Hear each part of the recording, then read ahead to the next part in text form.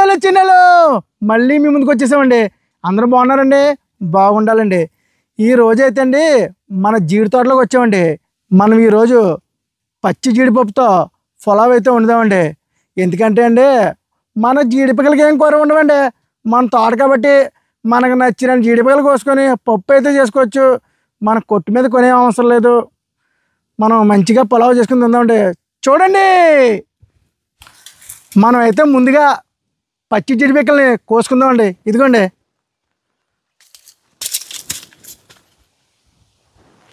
ఇలాంటి పెద్ద పెద్ద పిక్కలన్నీ మనం కోసుకున్నాం అనుకోండి, పెద్ద పెద్ద పప్పు వస్తుందండి. సూపర్గా ఉంటుందండి.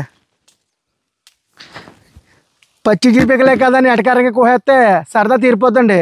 దాని జీడి మీద పడితే పొక్కు వచ్చేద్దండి. జాగ్రత్తగా చూసుకోవాలండి. నిదానంగా ఉండాలి, కంగారు పడిపోకూడదండి.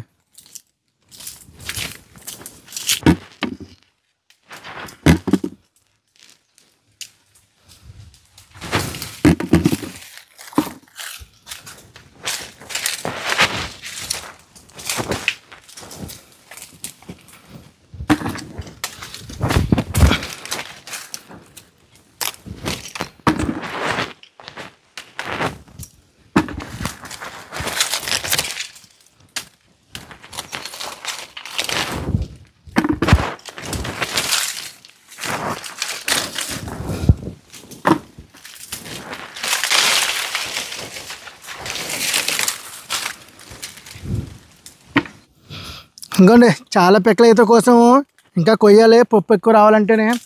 అలాగే మధ్య మధ్యలో అంటే మంచి మంచి జీడిపళ్ళు ఉంటాయి,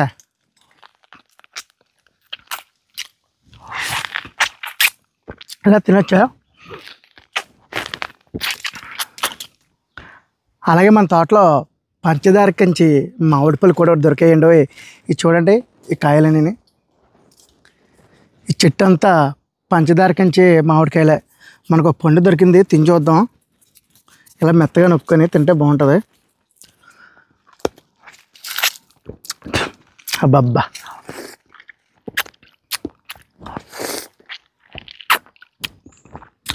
ఏమా టేస్ట్గా ఉందండి. Super super.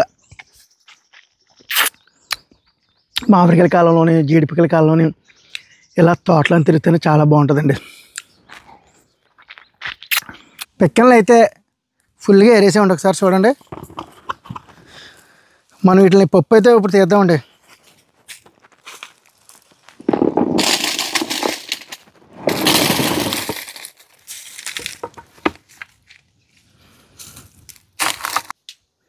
మనం అయితే పులావ్కి 1/2 కేజీ బాస్మతి రైస్ బియ్యం అయితే తెచ్చుకున్నామండి. వాటిని శుభ్రంగా కడిగి ఒక అరగంట అయితే నానబెడదామండి.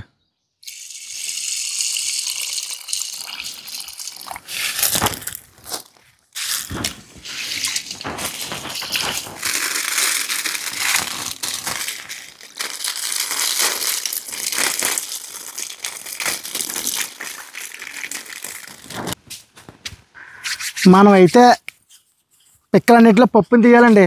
ముందుగా నూనె అయితే రాసుకున్నాను చేతికి. ఇంక స్టార్ట్ చేయడమే మనం వంతు. మన దగ్గర పెద్ద కత్తి అయితే ఉందండి,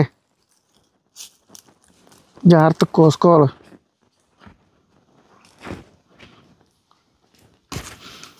అలా కోసుకొని మొత్తం అన్నట్లు కోసిన తర్వాత అక్కడ పప్పు బయట తీయొచ్చండి.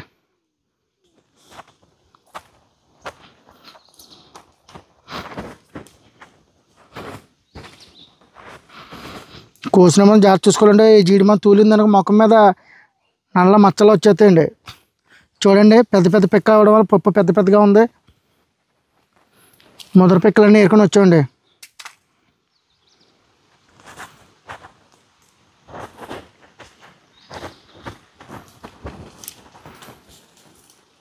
అన్ని పిక్కలను కోసామండి. ఇంకొక 4-5 పిక్కలు ఉన్నాయి. ఒకసారి చూడండి పిక్కలన్నీ.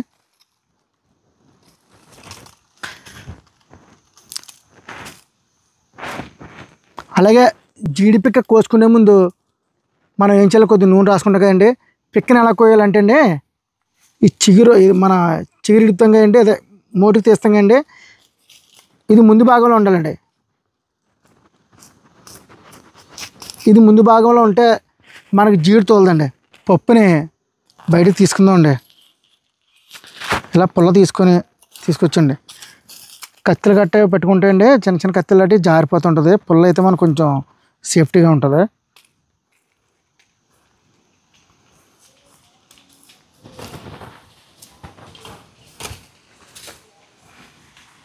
అది చాలా కష్టమైన పని అండి కొంచెం, ఎందుకంటే జీడి అది ఉంటుంది కాబట్టి చాలా జాగ్రత్తగా చూసుకొని చేయాలి. ఒక్కొక్కసారి ఇలా తక్కువ కూడా వచ్చేస్తుంటుంది.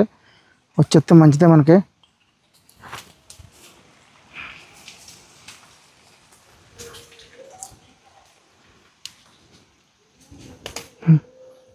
పప్పు అయితే మొత్తం అంతా తీసామండి. ఇప్పుడు ఈ పప్పుని కొంచెం వేడి నీటిలో అయితే నానబెడితే తొక్కంతా కూడా వచ్చేస్తుందండి. పొయ్యి అయితే రెడీ చేసుకున్నామండి ముందుగానే. నీళ్ళు కూడా మరగబెట్టుకున్నాం.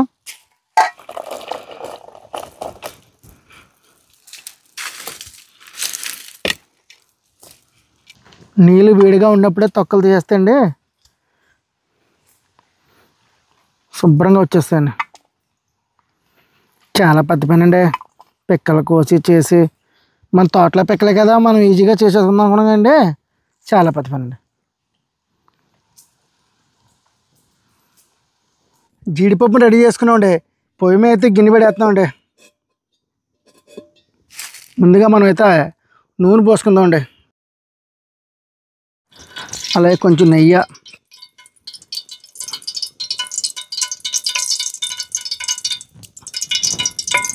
ఇదిగోండి దాల్చిన చెక్క, యాలకులు, ఒక స్టార్ పువ్వు, మరాఠీ మొగ్గ, లవంగాలు, జాపత్రి, సాజీరా, బిర్యానీ ఆకు ఇవన్నీ వేసుకొని ఒక దెబ్బ వేపుకుందామండి. ఉల్లిపాయలు, పచ్చిమిరకాయలు అయితే వేసేద్దామండి.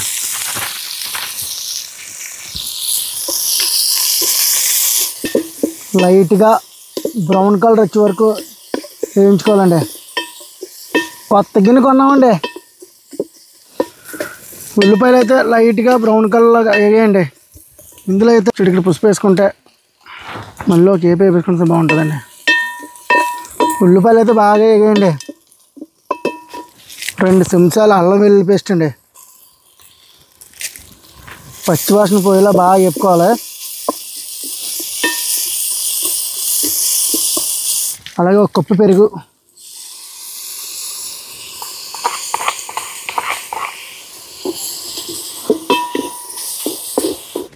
ఇప్పుడు దాకా మనం కష్టపడవలసాం కదండి, మన పచ్చి జీడిపప్పుని అయితే వేస్తున్నామండి.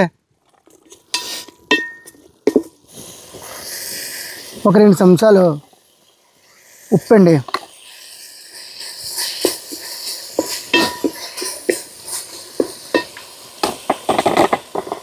ఒక 2 చెంచాలు కారం,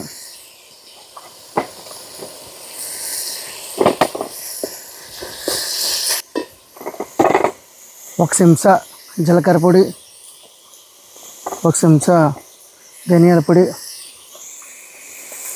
ఒక చెంచా గరం మసాలా అండి. అన్నీ వేసుకొని మంచిగా కలిపేసుకోవాలండి.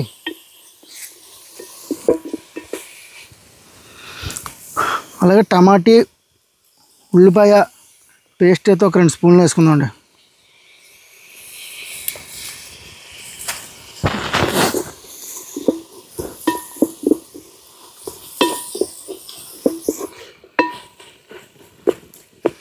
ఈ మసాలాలో జీడిపప్పు అంతా మగ్గిదాకా ఒక 2 నిమిషాలు అయితే మూత పెడదామండి.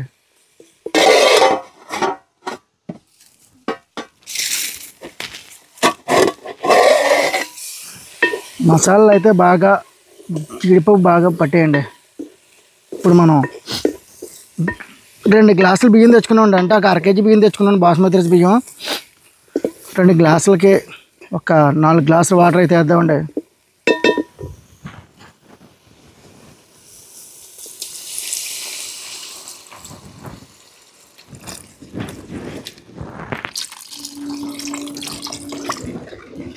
వాటర్ అంతా మరిగే వరకు మూత అయితే పెడేద్దామండి. ఒక 10 నిమిషాలు వాటర్ అంతా మరిగేదాకా మూత పెట్టి. అబ్బా మనం అన్నీ కలిపిన మసాలా వాటర్లు అన్నీ ఫుల్గా ఎక్కిందండి. ఇప్పుడైతే మనం బియ్యం వేసుకోవడమేనండి.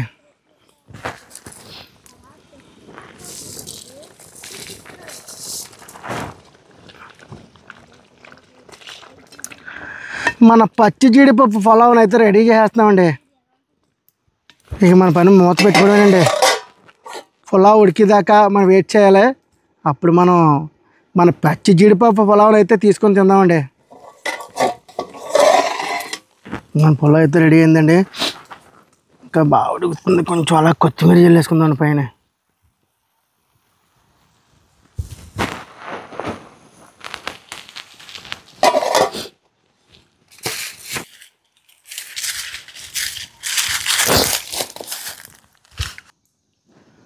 మన పచ్చి జీడిపప్పు పులావ్ అయితే రెడీ అయిపోయిందండి. సూపర్గా అయితే వచ్చింది. మనం జీడిపప్పు తీసి కోసి చాలా కష్టపడ్డాము. మనం జీడిపప్పు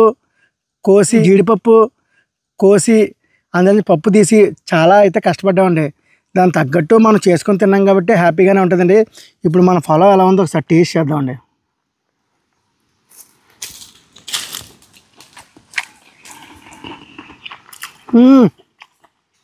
సూపర్గా అయితే వచ్చిందండి.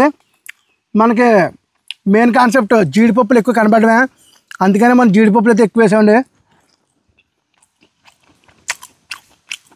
అన్ని మసాలాలు ఉల్లిపాయలు అన్నీ సూపర్గా వచ్చండి.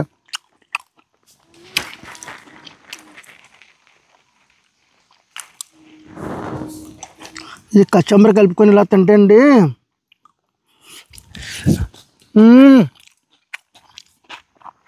ఇంకా సూపర్ ఉందండి.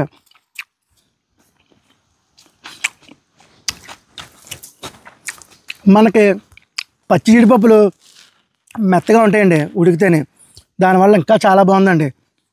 పచ్చి జీడిపప్పును కోసుకొని చేసుకుని తినండి, చాలా సూపర్గా ఉంది. మీరు కూడా ఎవరైనా ఎప్పుడైనా తినుంటే కామెంట్ చేయండి, మర్చిపోకండి.